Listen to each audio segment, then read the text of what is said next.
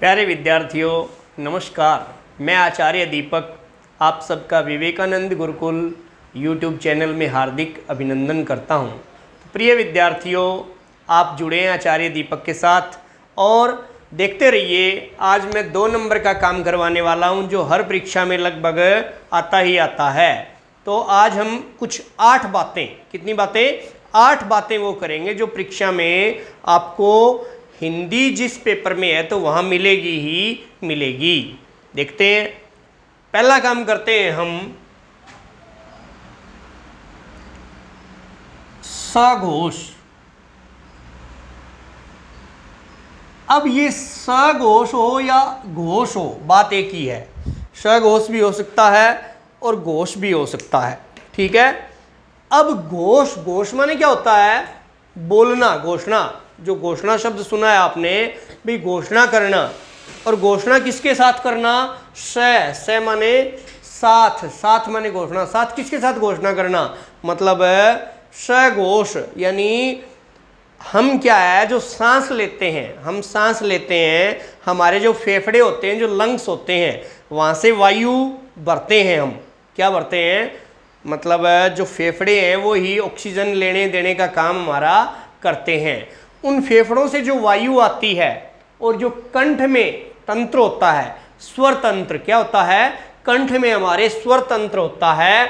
जब जो वायु निकलती है और हम कोई ध्वनि, कोई आवाज निकालते हैं तो जो स्वर तंत्री होती है हमारी, क्या होती है? सघोष में क्या होता है? जो स्वर तंत्री, स्वर तंत्री, इस स्वर तंत्री में क्या होता है? गले में जो स्वर तंत्री है उसमें कंपन होता है। गले में जो स्वर तंत्री है उसमें क्या होता है? कंपन होता है। स्वर तंत्री में कंपन हो। हम फेफड़ों में से वायु आती है, वायु आती है गले में, गले में से, गले में स्वर तंत्र है, गले में क्या है? स्वर तंत्र है। और स्वर तंत्री में जब कंपन हो, जब कंपी हो, कंपन हो कुछ बोलते समय, जिन वर्णों को बोलते समय स्वर तंत्री में कंपन हो, वो क्या होते हैं? वो सघोष वर्ण होते हैं। अब सघोष वर्ण कौन से होते हैं? बिल्कुल आसान सा तरीका है, बिल्कुल आसान सा तरीका है। आपको क्या याद करना है? आपको तीसरा, चौथा, पांचवा, बस ये 3 बातें याद रखनी है। ना पहला याद करना, ना दूसरा याद करना, तीसरा, चौथा और पांचवा। तीसरा, चौथा और पांचवा। ये तीसरा, चौथा और पांचवा है क्या? तीसरा, चौथा, पांचवा क्या है प्यारे बच्चों? जब हमने उच्चारण स्थान किए थे तो कु, चू, टू, तू, पू, हमने ये कवर्ग, चवर्ग, टवर्ग, तवर्ग, पवर्ग किए थे। क, ख, ग, घ, ङ, ये 5 वर्ण हो गए। तो उन 5 वर्णों में तीसरा, चौथा, पांचवा यानी ग, ग, म, ग, ग, ङ, वो क्या है? तीसरा, चौथा, पांचवा वर्ण है। इसी प्रकार चवर्ग के ज, ज, य, इसी प्रकार टवर्ग के ड, ढ, ण, इसी प्रकार तवर्ग के द, द, न, इसी प्रकार पवर्ग के ब, ब, म। तीसरा, चौथा, पांचवा वर्ण है। कवर्ग, चवर्ग, टवर्ग, तवर्ग, पवर्ग के तीसरा, चौथा, पांचवा वर्ण वो क्या होंगे? सघोष वर्ण होंगे। और एक आपने यण संधि पढ़ी होगी। क्या पढ़ी होगी? यण संधि।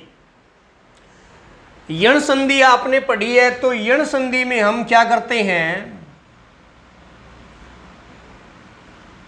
य, र, ल, व, ये करते हैं हम। यण संधि में हम करते हैं ई, उ, री, ल, ई, उ, ई को य, उ को व, री को रे और लरी को ल। इस प्रकार से हम करते हैं। यानी य, र, ल, व, ये 4 वर्ण, इनका भी क्या होगा? स्वर तंत्री में बोलते समय इसमें भी कंपन होता है। य, र, ल, व और तीनों स नहीं आएंगे भाई, तीनों स नहीं आएंगे, ठीक है। और स्वरतंत्री, इसका नाम क्या है, स्वरतंत्री। अब स्वरतंत्री होगी जो, तो यानी उस तंत्र में सारे स्वर भी आएंगे, उस तंत्र में सारे स्वर भी आएंगे, तो क्या आएंगे, सारे स्वर। हमें ये बात याद रखनी है, शॉर्ट में लिख देता हूं मैं, तीसरा चौथा पांचवा वर्ण, वर्गों के वर्ण, वर्गों के। दूसरी बात, य, र, ल, व और है और स्वर, ये किस में आते हैं, ये सघोष में आते हैं। किस में आते हैं, सघोष में। अब कोई सोचे कि मैं ये याद कैसे करूं, तो भाई सीधी सी बात है, तीसरा चौथा पांचवा वर्ण और य, र, ल, व जो अंतस्थ वर्ण है वो, और जो ऊष्म व्यंजन है स है, उसका है वर्ण केवल एक ही है, वो सघोष में आएंगे और सारे के सारे स्वर आएंगे सघोष में, ठीक है। तो इसको याद कर लेना, पेपर में अवश्य ही पूछता है। इसके बाद हमने एक किया, इस प्रकार की 8 बातें बताऊंगा, उन 8 बातों में से 2 नंबर आपको पक्के मिलेंगे। दूसरा करते हैं हम, इसको मैं रब कर रहा हूं, इसका स्क्रीनशॉट आप ले सकते हैं।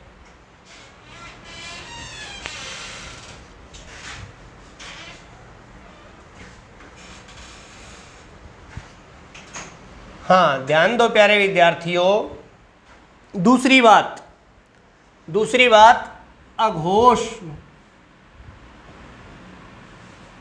अघोष वर्ण।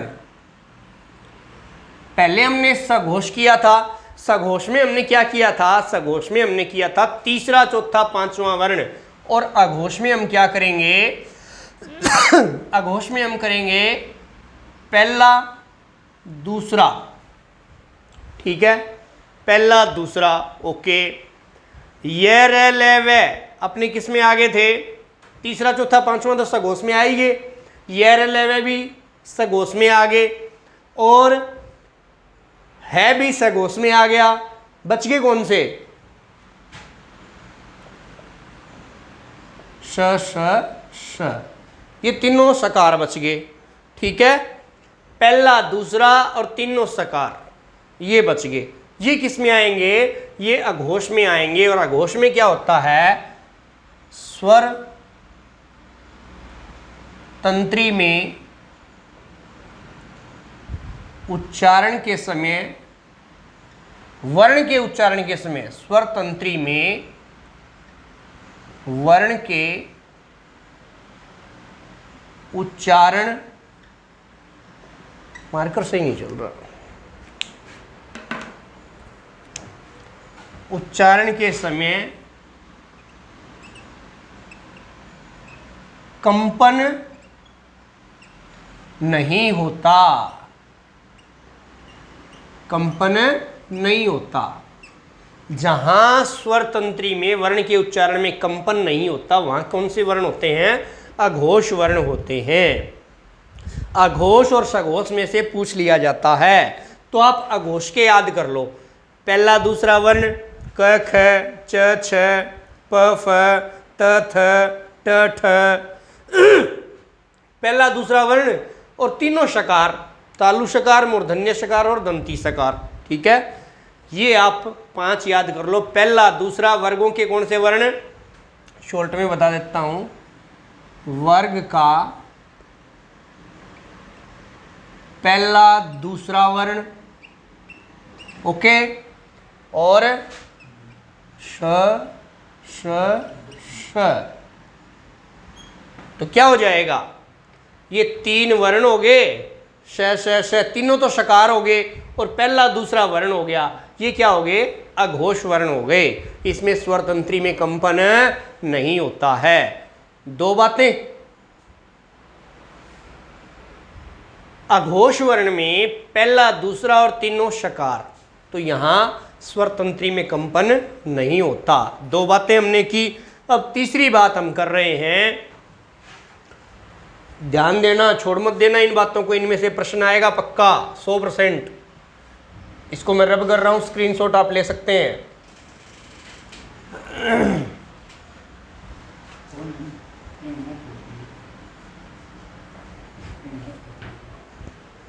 हाँ जी, तीसरी बात अपनी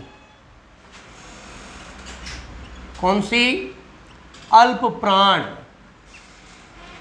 पहले आप शब्द देखिए, अल्प प्राण। अल्प का मतलब होता है थोड़ा, और प्राण, प्राण क्या होता है? प्राण वायु होती है, अपनी जो सांस होती है वो प्राण कहते हैं उसको। ठीक है, जो अपनी सांस है वो अल्प, कम लगे, जिस वर्ण के उच्चारण में, वर्ण के उच्चारण में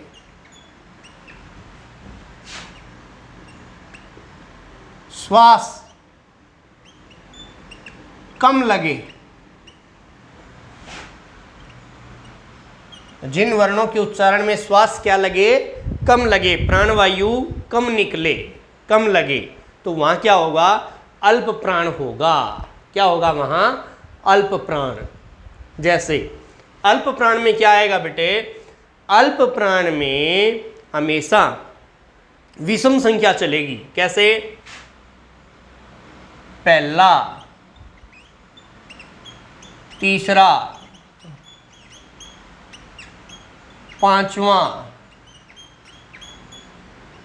पहला, तीसरा, पांचवा, और अंतस्थ वर्ण। अंतस्थ कौन से होते हैं? य, र, ल, व। पहला, तीसरा, पांचवा, य, र, ल, व, ये किस में आएंगे? अल्प प्राण में आएंगे। इनको बोलते समय क्या लगता है? ऊर्जा, एनर्जी, श्वास कम लगता है, कम वायु निकलती है। ठीक है, तो क्या होगा? ये अल्प प्राण में आएंगे। पहला, तीसरा, पांचवा वर्ण। पहला, तीसरा, पांचवा, वर्ग का पहला क हो गया, तीसरा ग हो गया, पांचवा न हो गया, दूसरे वर्ग का च, वर्ग का च, ज और य, फिर ट, ड, ण, फिर त, द, न, फिर प, फिर ब, म। ठीक है, पहला, तीसरा, पांचवा वर्ण तीनों वर्गों के, और य, र, ल, व जो अंतस्थ वर्ण है वो हो जाएंगे। तो इसमें क्या होगा? ये अल्प प्राण में आएंगे।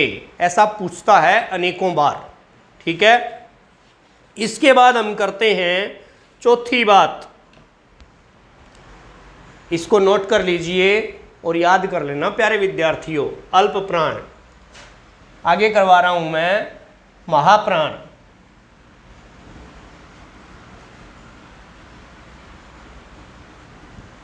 चौथी बात,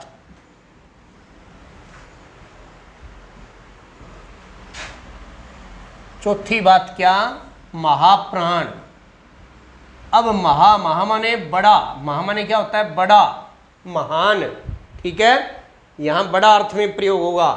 तो जिन वर्णों के उच्चारण में, जिन वर्णों के उच्चारण में वायु ज्यादा निकले या ज्यादा लगे, ठीक है, वहां क्या होगा? महाप्राण होगा। अब अल्प प्राण में हमने क्या किया था? अल्प प्राण में हमने विषम संख्या ली थी। क्या ली थी? विषम संख्या और अंतस्थ व्यंजन लिए थे। पहला, तीसरा, पांचवा वर्ण और अंतस्थ। अंतस्थ कौन से? य, र, ल, व। ठीक है, अब इसमें जो बच गए वो आ जाएंगे। कैसे? तो सम संख्या, दूसरा, चौथा। क्या? दूसरा,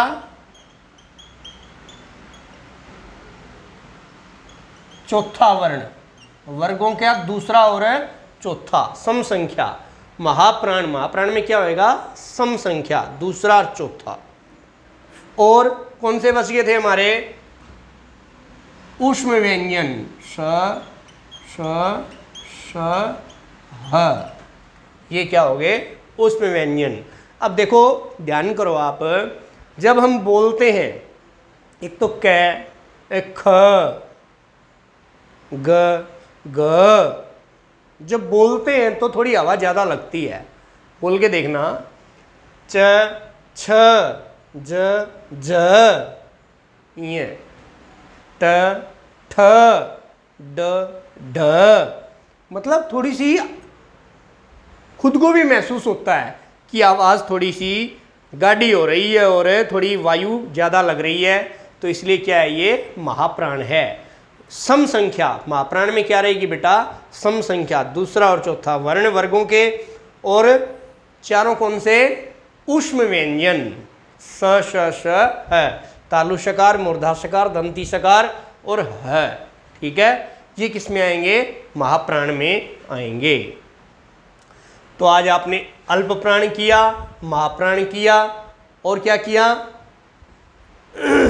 अल्प प्राण और महाप्राण के अलावा आपने क्या किया? आपने सघोष और अघोष व्यंजन भी किए। अब पांचवी बात करते हैं हम।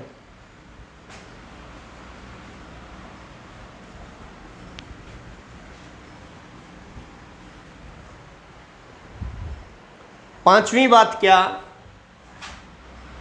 पांचवी बात है प्यारे विद्यार्थियों, लुंठित ओब्लिक प्रकंपित, लुंठित प्रकंपित व्यंजन।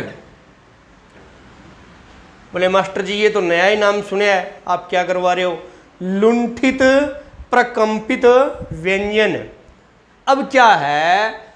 जिस व्यंजन के उच्चारण में, जिस व्यंजन को बोलते समय, उच्चारण मतलब बोलते समय, जिस व्यंजन को बोलते समय जो जीभ है हमारी, जो जीवा है, क्या है? उसकी जो नोक है वो मुड़ करके और जल्दी से लुढ़क कर, लुंठित, लुंठित माने होता है लुढ़कना, लुंठित माने क्या होता है? लुढ़कना। लुंठित, लुढ़क कर किसको छुए? मसूड़े को छू जाए। मसूड़ा, हिंदी में मसूड़े को बोलते हैं बेटा वत्स्य, इसको मसूड़ा कहते हैं। क्या कहते हैं? मसूड़ा। ठीक है, जब क्या हो, इसकी परिभाषा लिख लो। उच्चारण के समय, उच्चारण के समय जीभ लुढ़क कर, लुढ़क कर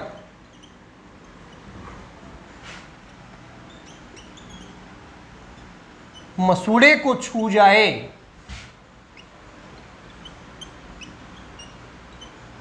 छू जाए,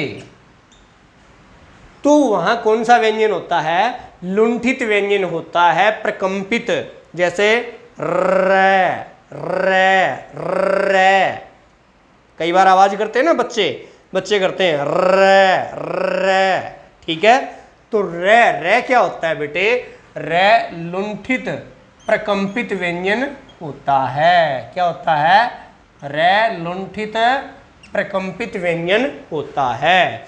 लुंठित माने लुढ़कना। अपनी जो जीभ है, अपनी जो जीभ है, उसकी जो नोक है वो शीघ्रता से लुढ़क कर, जैसे बोल के देखो, रे, रे, रे, रे, रे, रे, रे, ऐसे।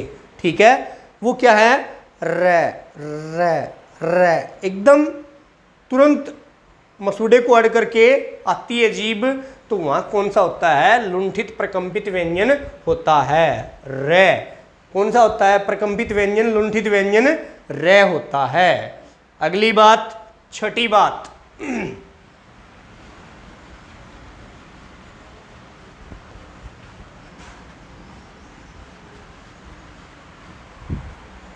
हाँ, ध्यान दो प्यारे विद्यार्थियों,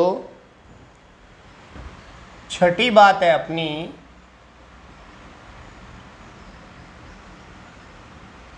पार्श्विक व्यंजन। अब आप कहोगे सर ये न्यारी न्यारी बातें करवा रहे हो आप, हमने कोई पढ़ा ही नहीं है ऐसे भाई, ये लुंठित क्या होता है, पार्श्विक क्या होता है। प्यारे विद्यार्थियों, एग्जामिनर आपसे पूछ के सवाल नहीं देगा कि ये सवाल आपने पढ़ा है तो मैं दे दूं, ठीक है, पढ़ना सब जरूरी होता है। और पार्श्विक व्यंजन क्या होता है, जिस व्यंजन को बोलते समय साइड से हवा पास हो जाए, साइड से क्या हो जाए, हवा पास हो जाए, ठीक है, बगल से हवा निकल जाए। तो ऐसा भी कोई व्यंजन होता है, देखते हैं कोई होता है तो। हाँ, जिस व्यंजन के उच्चारण में, जिस व्यंजन के उच्चारण में, जिस व्यंजन के उच्चारण में वायु, जीवा, जीवा होती है बेटे जीभ, वायु जीवा के एक या दोनों ओर से निकल जाए, दोनों ओर से निकल जाए, निकल जाए, ओब्लिक बगल से निकल जाए, बगल, बगल से निकल जाए, तो वहां क्या होगा, वहां होगा पार्श्विक व्यंजन। वो कौन सा व्यंजन होगा, पार्श्विक व्यंजन। अभी बोल के देखते हैं पार्श्विक व्यंजन।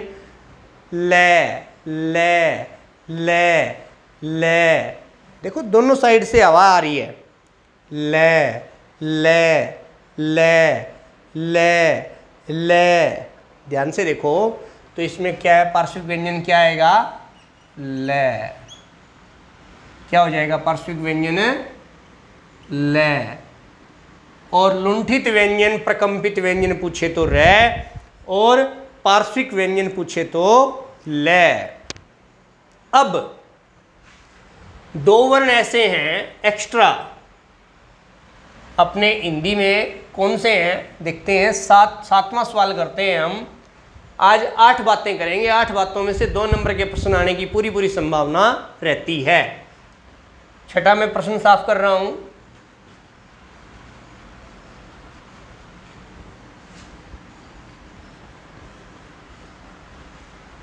हाँ जी, ध्यान दीजिए, 7वां,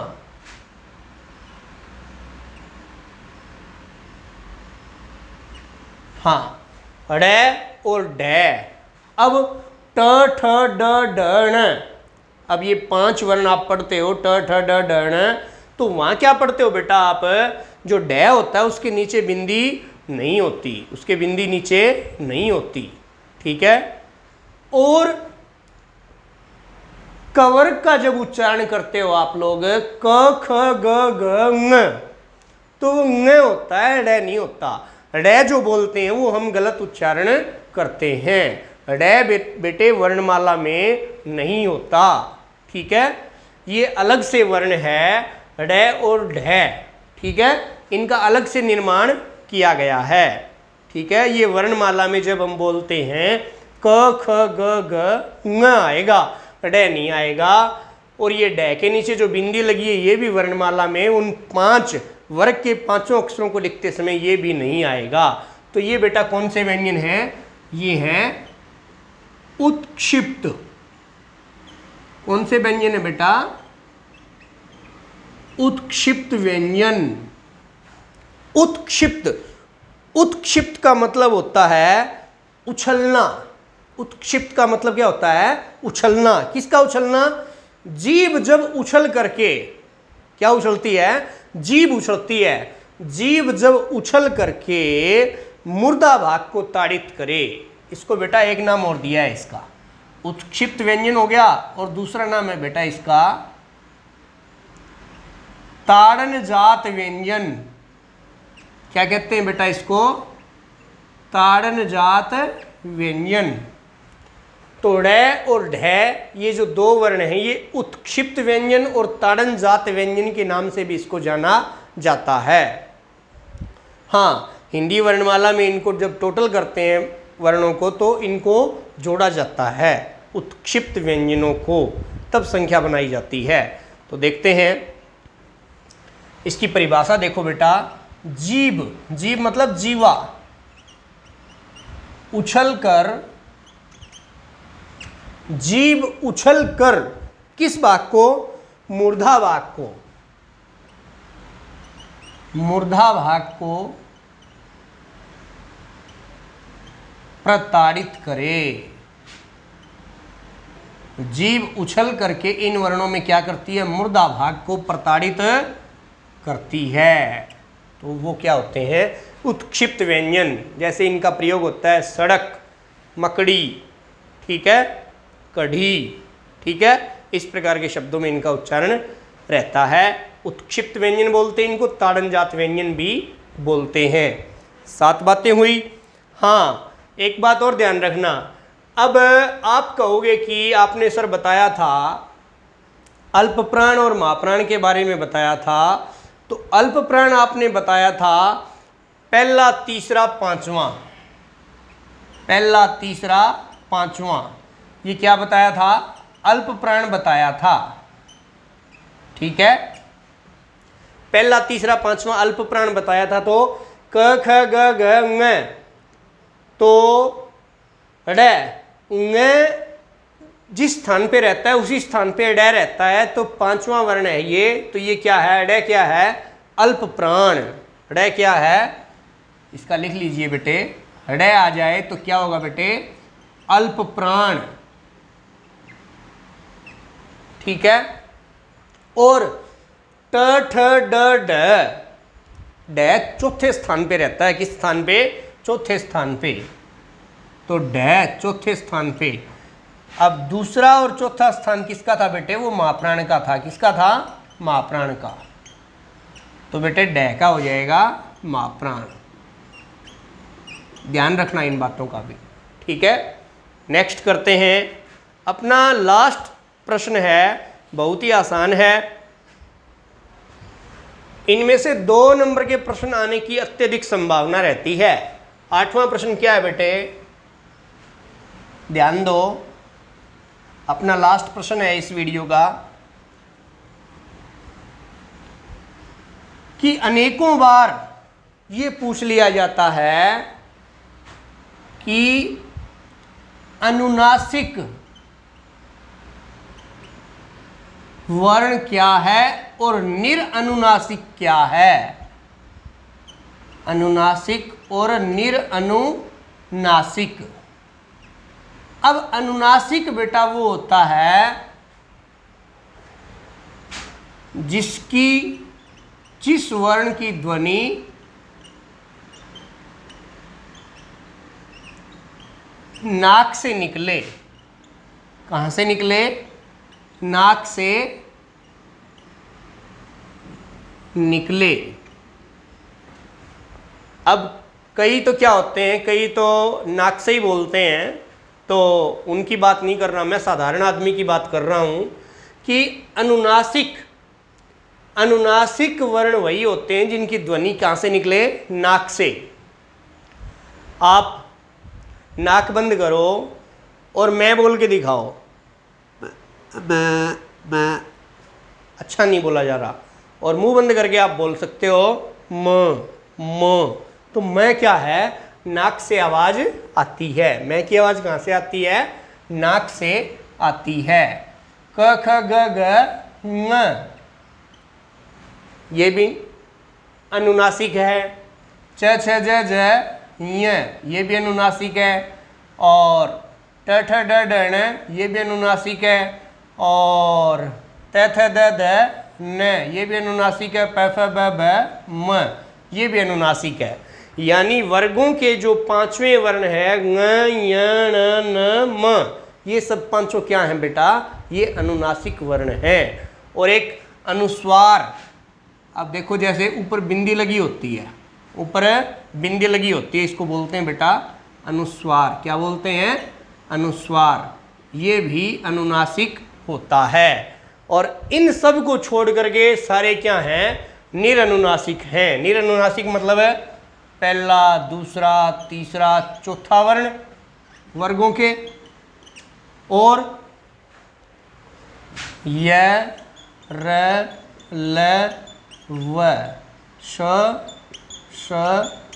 श, अ, ये सब क्या है? निरअनुनासिक हैं, यानी अनुनासिक नहीं है। तो अनुनासिक वर्णों की पहचान क्या है बेटे? एक तो वर्गों के 5वें अक्षर, और छठा कौन सा? अनुस्वार, जो ऊपर बिंदी होती है वो भी क्या है?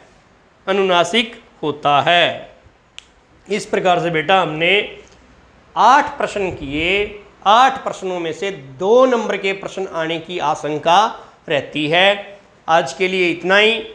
आप आचार्य दीपक के साथ जुड़े रहिए और हिंदी की तैयारी अच्छे से करें। जय हिंदी, जय भारत।